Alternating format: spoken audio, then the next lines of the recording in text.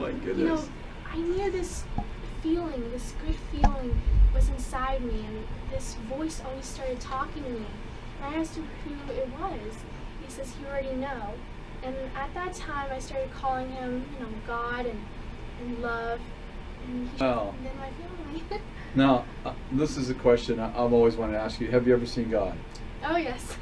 Okay, so are you going to give us a description? Well, it's very hard to tell you the description because when I was 4 to like a 9.5, every day, very often, you know, he showed me visions and dreams and himself. But since then, it's kind of faded a little bit. I don't know why. It's probably God told me I was going through a faith stage. I don't know what that means. I think I have to, you know, get more faith, and then it's going to get clearer and clearer. His face is going to get clearer and clearer.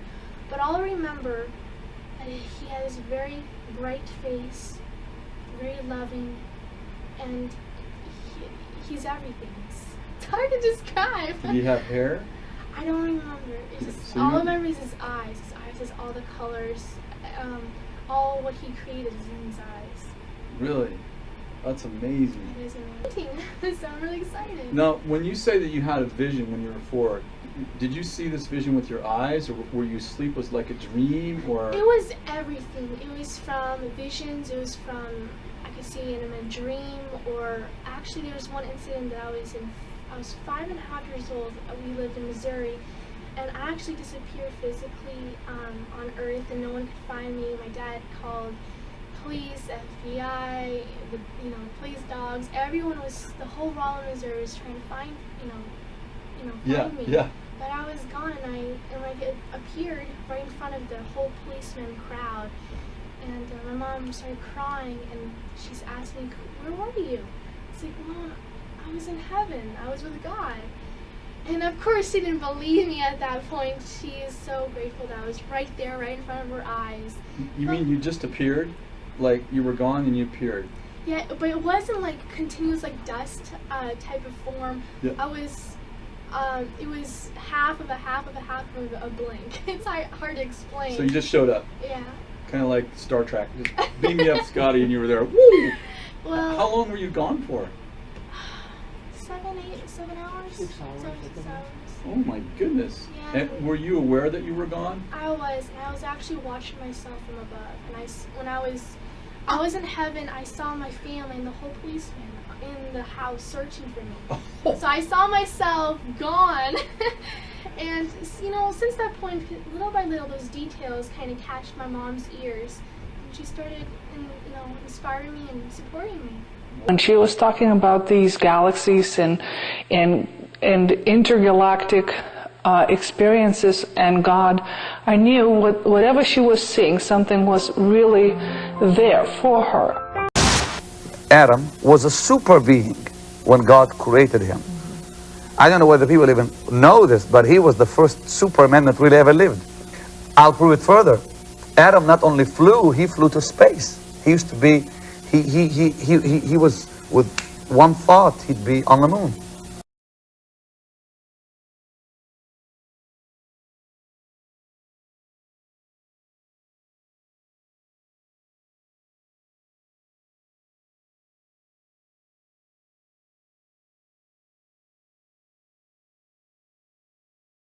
While speaking about meditation, Akiane shared her thoughts about Supreme Master Ching Hai, whom she had known and felt an affinity with.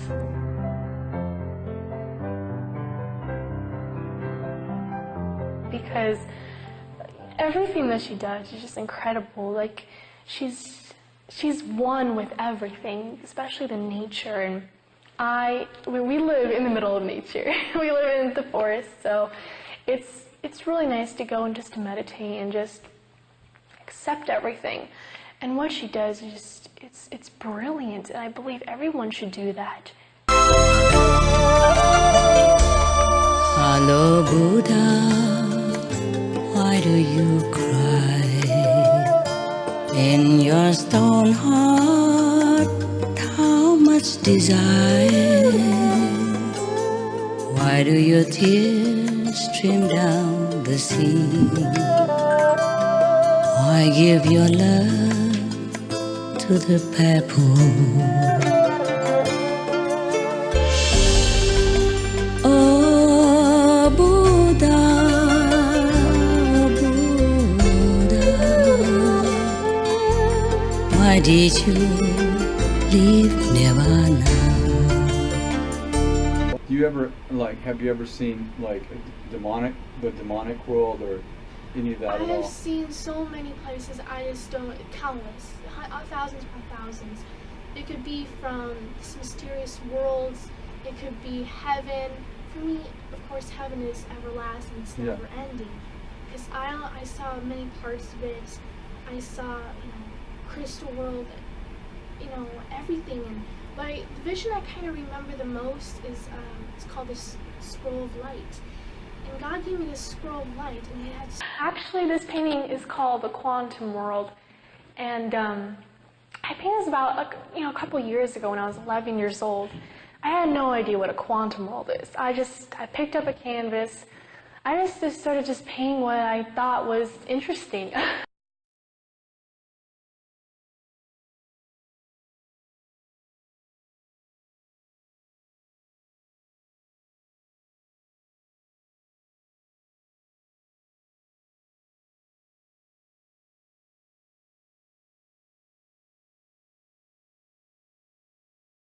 So my granddaughter, I have a 9-year-old granddaughter, and she has an angel named I can't even think of the angel's name. It's been with her since she was 18 months. She called him as soon as she started talking, she would call him a bird. She'd say, "The birds are here." Really? Yeah, and she'd interact with them, and she Benaya. It's a woman angel.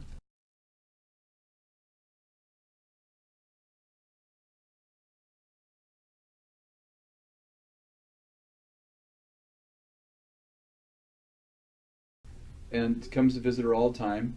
And probably about, I guess a year ago, she said, "Papa," she said, "I've been to heaven 7 times in 7 days." I said, "Really? You mean that you're having dreams?" She goes, "No, I'm having visions." Wow. I said, "How do you know you're having visions?" She said, "I'm awake." And I said, "Wow." I said, "How often do you go to heaven?" She said, "Jesus said I can come as many times as I want." Oh, that is awesome. And the other day she was telling me that she said, "I went to heaven and there was gold everywhere." She said the trees were gold, the plants were gold, but they were alive. They were like alive, but gold. Yeah. Like golden but alive.